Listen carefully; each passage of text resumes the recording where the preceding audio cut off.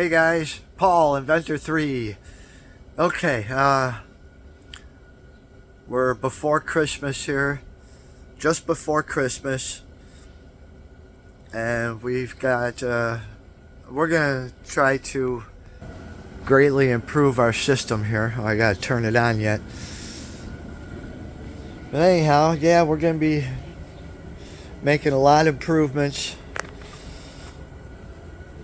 So I got some aluminum foil, but this is a really big, yeah baby. That's a box of aluminum foil. So we got our new, we're gonna be making some new coils. It's gonna be Litz wire. Okay, this too should make a great improvement over what we're doing. A lot of them I see only say 150 kilohertz here. This one is 350 kilohertz. But anyhow, you know we're going to be going around 8 megahertz now. So that's the thing, guys. This is the first time I'm going to go up in frequency. Should give us a lot more spikes.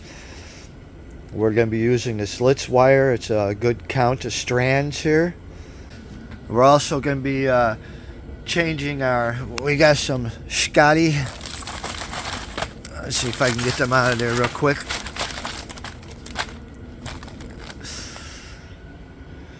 Yeah, 1N5819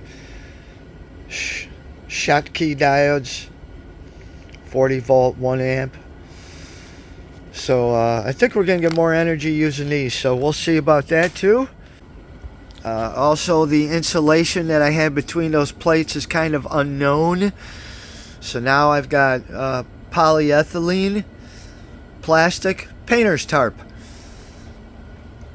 not polypropylene or all these other types. Polyethylene, that thickness I'm going with 3.5 mil. So we're going to be improving this system now multiple ways. Like I said, 8 megahertz, more spikes, better diodes, better coils, better plates. Woo, yeah, this is going to be a process. So you see I've rounded the corners. This is just a transmitter plate alone. And then look at this. There you go. You can see the edge is folded in like 1/8 of an inch. That's going to help to prevent arc over between plates. I still got to put wrap an insulator around there too yet. I have to lay that piece of wood on there to bend up that little 1/8 of an inch, and then use that little card to get under there and fold it up very carefully. And then to smooth it all down with the copper spoon type thing I have there in the back of my fingernails, all along the edges. So anyhow, guys, yeah, it's going to be a little bit of a process. So yeah, I got to make an identical one like this now. Okay, stage 1. 2 identical plates. Those are my transmitter plates. And those slots you see are basically because of these strings hanging here.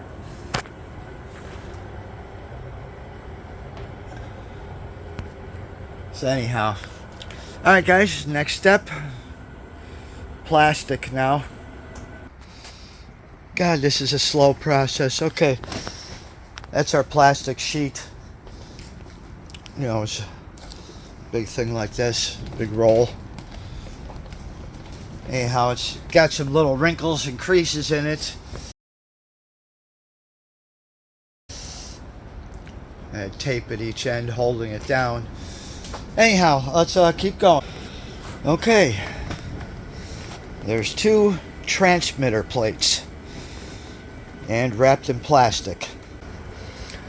But anyhow, okay, now to make the wrap, another aluminum foil around this now, and that'll be our receiving plates.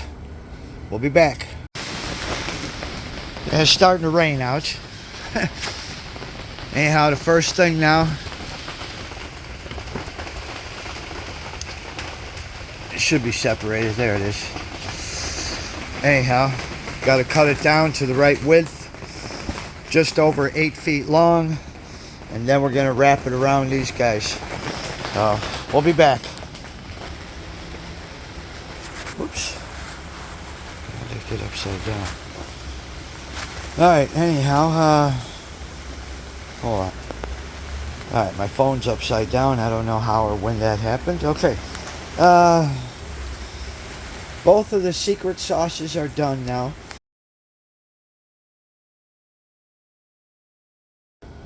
Okay. Whew. There's that one. And there's that one. One for the positive side of the frequency generator and one for the negative side. 2 secret sauces. That's a transmitter plate in there, wrapped by a layer of polyethylene, and then wrapped by another aluminum sheet, which then that sheet becomes the receiver. That's why each one has 2 tabs. This is for the inside plate, and this is the outside plate. Same thing there. So, alright, so now, yeah, to get them up and inside here, and hopefully they fit in between these strings and everything. I might have to do a little trimming yet. Should be okay to lay them on the acrylic. That should not negatively affect anything. I could actually add a thin layer of cardboard. Anyhow, alright, I'll be right back. Let's get that done. Whew. Okay. There they are. 2 secret sauces on top of each other.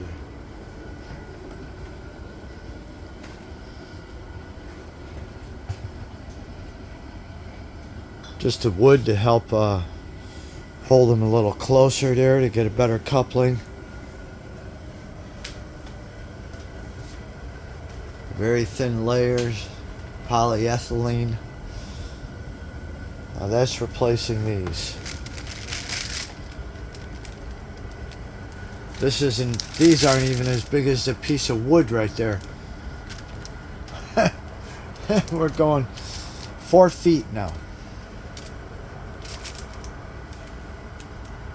So, now next thing is, well, I'm going to get better connections too other than these alligator clips. And now I got to work on replacing these 2 coils with the Litz wire. And right, getting better connections on everything. There's a negative secret sauce and a positive secret sauce. Come from each side from our frequency generator. Our positive and negative here now, the receivers that wrap around those transmitters.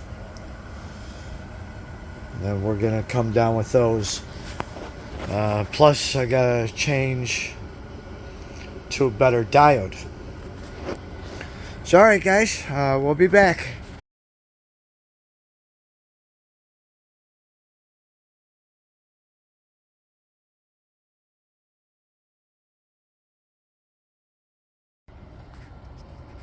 Whew. This was a long and painful process. Actually, my capacitor plates took 2 days. These coils took 1 day. But there was still more time thinking about it and planning for it. And little tiny twist ties in there in just the perfect positions. And Kapton tape, which is also important. My gosh. This is also fluorocarbon leader.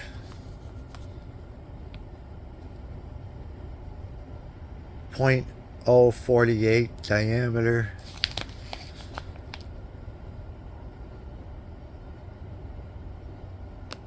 1.5 diameter of the 20 gauge Litz wire, so we have a spacing That's 1.5 times the diameter of the Litz wire.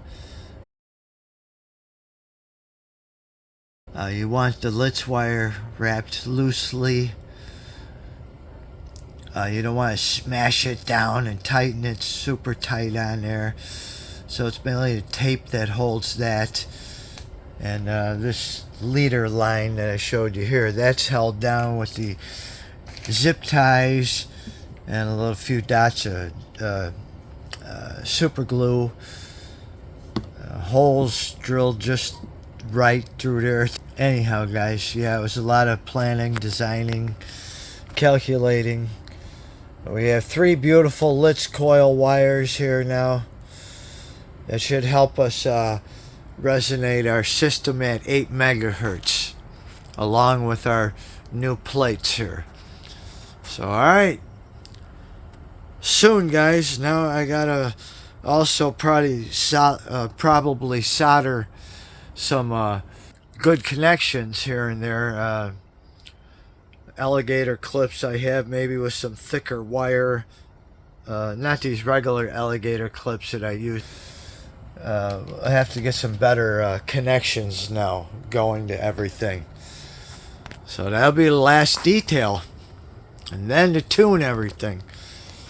These are 10 turns. I expect I'll only need 6 turns.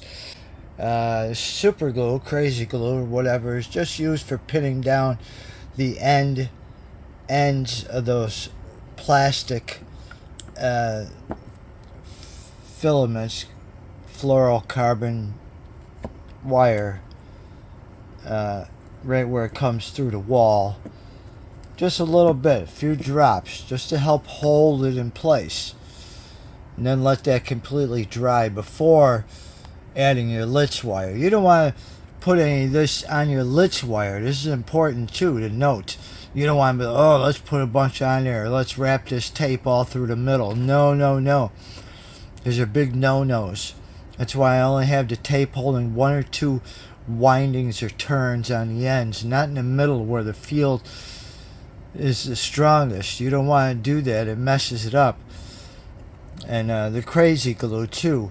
You don't want that to have this what's called as a wicking effect and get absorbed up into the wire and making it all stiff and cracking and brittle and messing up the coating on there and other things. So these are all very little tiny important details. Alright, guys. Oh, and if I haven't mentioned it already, that's why I use this Kapton type tape you've seen on electronic components before. It's easy to peel off and on, takes a high temperature, it's non-conductive, and you know, all these great properties. And that's why you don't want to use the you know, compared to black electrical tape, icky pui. And the glue on there and everything too makes a difference also. And I've seen that myself in many experiments, you know, the glue, especially with funny, yeah, using in quite a few experiments in the past using aluminum tape.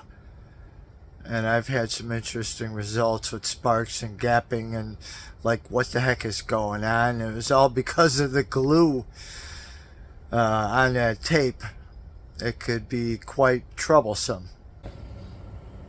And the whole system that we're making here, you know, I could have spent a lot more money, a lot more time, a lot more, but this is very good setup right now so far. So anyhow, guys, I don't want to yak too much. We'll be back.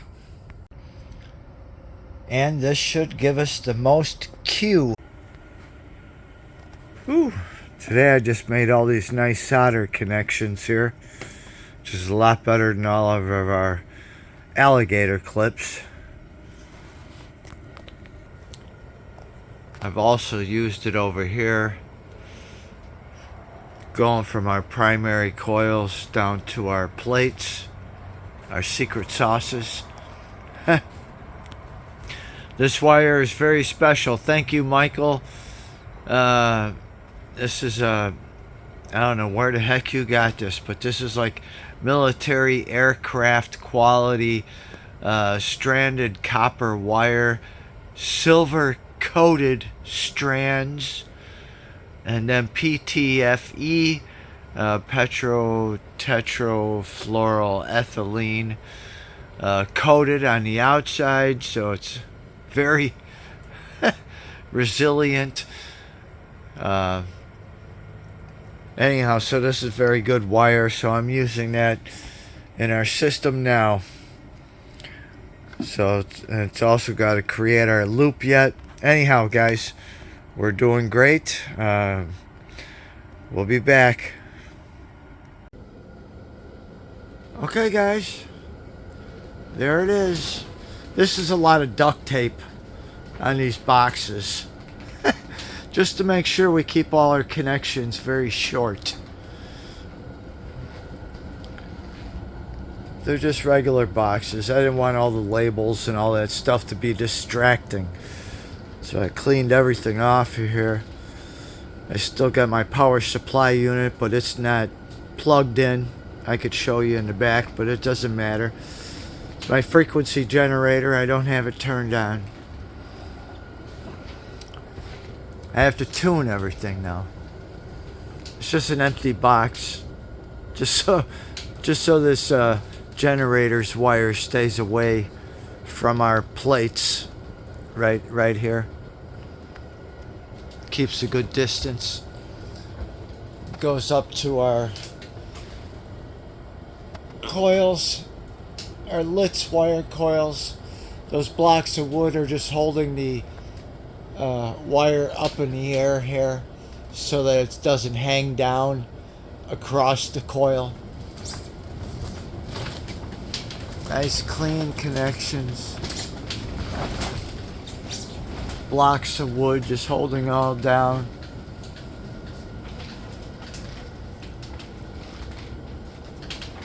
Nice solid connections now. All soldered.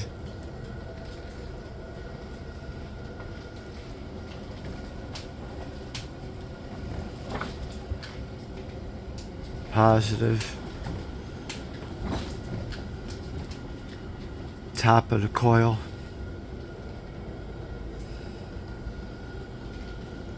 Round the loop with the LED lamps. Bottom of the coil. The diode.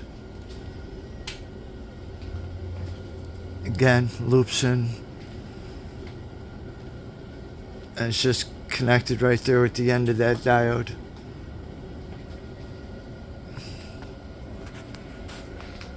So that's it, guys, right now. Looks really nice, really simple, really clean. I'll get some schematics